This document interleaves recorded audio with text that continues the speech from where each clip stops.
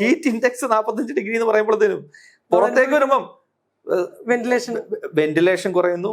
പിന്നെ ഉള്ളതാണ് occupational related ആയിട്ടുള്ള ഇൻഇക്വാളിറ്റി. നമ്മൾ മുമ്പേ പറഞ്ഞ സോഷ്യോ എക്കണോമിക് ആയിട്ടുള്ള ഈ എൽഡർലി അല്ലെങ്കിൽ ജെൻഡർ, അതുപോലെ തന്നെ ഏജ് റിലേറ്റഡ് ആയിട്ടുള്ള ഇൻഇക്വാലിറ്റി, അതോടൊപ്പം തന്നെയാണ് ഒക്യുപ്പേഷണൽ ഇൻഇക്വാലിറ്റി, അതായത് നമ്മുടെ തൊഴിൽ സംബന്ധമായിട്ടുള്ള ഒരു വലിയ അസമത്വം. അതുകൊണ്ട് അതാണ് ഏറ്റവും വലുത്. അപ്പൊ അവിടെയും എക്സ്പോഷറാണ്. അപ്പൊ എക്സ്പോഷർ, ഈ ഒക്യുപ്പേഷണൽ ഇൻഇക്വാലിറ്റി വരുന്നത് എക്സ്പോഷറുമായിട്ട് ബന്ധപ്പെട്ടാണ്.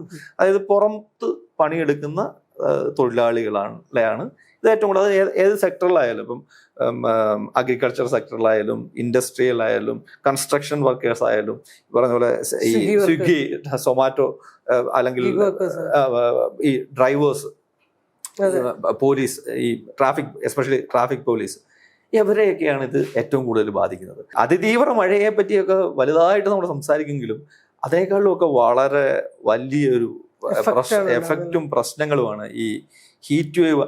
ഇത് നമ്മുടെ എല്ലാ തരത്തിലും, നമ്മുടെ ബിഹേവിയറിനെയും നമ്മുടെ എഫിഷ്യൻസിയെയും മെന്റൽ സ്റ്റേറ്റിനെയും എല്ലാം ബാധിക്കുന്ന ഒരു വലിയ വിഷയമാണ് ഈ ഹീറ്റ് വേവുമായിട്ടുള്ളത്. പക്ഷെ അത് നമ്മൾ വളരെ കുറച്ച് ഡിസ്കസ് ചെയ്യാറുള്ളത്. നമ്മുടെ എല്ലാവരുടെയും ബിഹേവിയർ അഗ്രസീവും, നമ്മുടെ മൂഡ്, ഇതെല്ലാം. മഴയാണെങ്കിൽ നമുക്ക് നല്ല മൂഡാണ് കിട്ടുന്നത്. പക്ഷെ ചൂട് വരുമ്പോഴത്തേക്കും നമുക്ക് ഒരു ദിവസം, ചൂടുള്ള ദിവസം പുറത്തിറങ്ങി കഴിഞ്ഞാൽ തന്നെ നമ്മുടെ ആ ദിവസം തന്നെ കഴിഞ്ഞു എന്നുള്ള ഇത് റിയാലിറ്റിയാണ്.